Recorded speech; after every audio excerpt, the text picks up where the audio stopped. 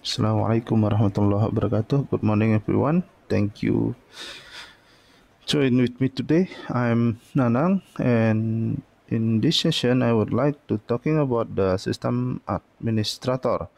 But before we continue our session, please hit the subscribe button down below. Oke, makasih teman-teman. Ketemu lagi hari ini bareng Nanang. Nah, hari ini saya mau ngomongin tentang sistem administrator ya, salah satu profesi di dunia teknologi informasi ya, sama seperti beberapa profesi teknologi informasi lainnya. Nah, tapi sebelum lanjut, buat kamu yang belum subscribe, ayo di subscribe dulu ya, diklik tombol subscribe dan loncengnya supaya channel ini semakin berkembang dan menghadirkan konten seputar dunia IT.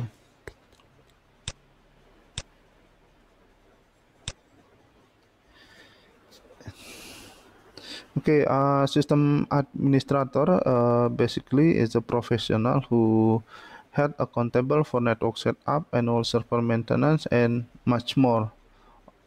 Almost IT task is done by system administrator. So include the network and server. Nah, jadi seorang sistem administrator itu adalah orang yang bertanggung jawab terhadap IT yang ada di perusahaan tersebut ya. Biasanya uh, pekerjaannya itu termasuk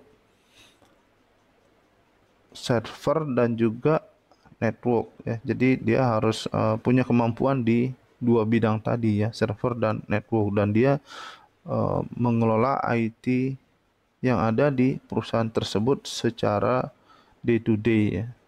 Jadi hal-hal yang berkaitan dengan IT infrastruktur khususnya. Nah, ini merupakan pekerjaan dari seorang sistem administrator.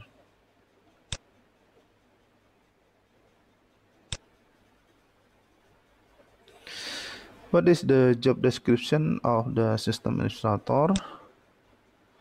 The first one is install, configure, administration, and troubleshooting server and network.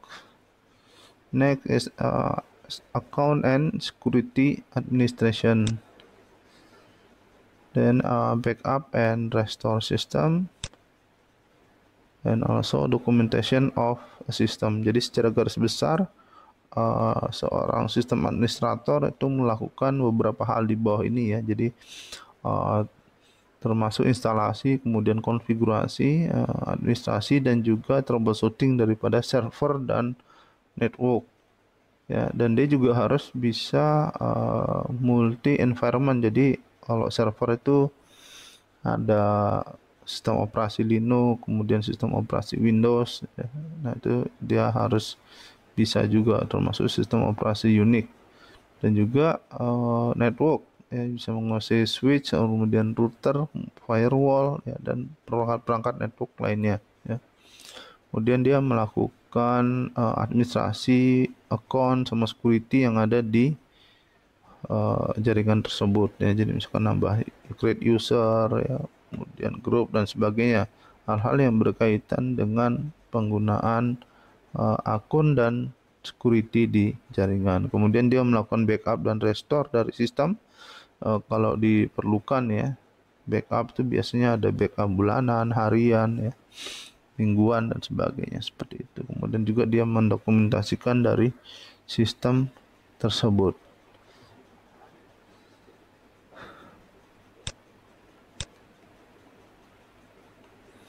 If you want to be a system administrator, at least you have a bachelor degree or diploma. Jadi seorang sistem administrator itu biasanya diambil dari sarjana atau diploma 3 ya, jarang ada yang dari SMK, mungkin ada ya tapi jarang. Nah, biasanya dipersyaratkan seorang sistem administrator itu adalah seorang sarjana dan diploma, dan gajinya itu tergantung perusahaan sebenarnya ya. Jadi bisa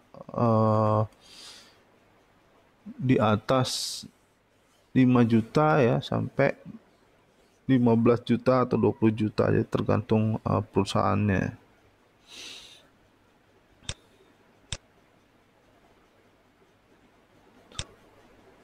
If you want to become system administrator, you must have skill install and configure operating system such as Linux, Windows, and Unix. Also have skill install and configure server software such as database, email, web. And the next one is install, configure network devices, router, firewall, access point, switch, load balancer, etc. And also administrating and documentation. Jadi kemampuan dari seorang sistem administrator itu harus bisa melakukan instalasi dan konfigurasi sistem operasi ya, macam-macam. Di situ ada Linux, Windows, Unix, kemudian instalasi dan konfigurasi software server lainnya seperti database, email, web ya. Kemudian instalasi dan konfigurasi network device ya, perangkat-perangkat jaringan, router, firewall, access point ya, switch, load balancer dan sebagainya, dan juga bisa melakukan administrasi dan dokumentasi. Dan yang paling penting itu bisa melakukan troubleshooting ya, kalau terjadi kesalahan di sistem tersebut. Dan untuk sertifikasi, beberapa sertifikasi yang disarankan itu adalah MCSA, kemudian MCSE, kemudian CCNA, Server Plus dari CompTIA, kemudian sertifikasi Red Hat, RHCSA dan RHCE, dan juga VCP Data Center Virtualization. If you want to become system administrator, you required to have a certification such as MCSA or MCSE or CCNA or Server Plus, RSCSA or RSCA, and VCV, Data Center Virtualization from VMware. This is a certification that suggests to be grab if you want to become a system administrator. Okay, this is our last session. If you have watched this video, please give like, comment, and share to your friend. Also, you can visit my blogs. The link is in the description of this video, and subscribe my channel and bell for notification if you are not subscribed yet to this channel. Nah, buat teman-teman yang udah nonton video ini, kamu bisa kasih like ya, kemudian komen dan share videonya ya ke teman-teman kamu, biar mereka juga belajar apa yang kamu tahu. Dan kamu bisa kunjungi blog saya, linknya ada di bawah video ini. Dan buat kamu yang belum subscribe, ayo di subscribe dulu ya di channelnya Nanang. Oke, makasih, sampai jumpa kembali. Assalamualaikum warahmatullahi wabarakatuh.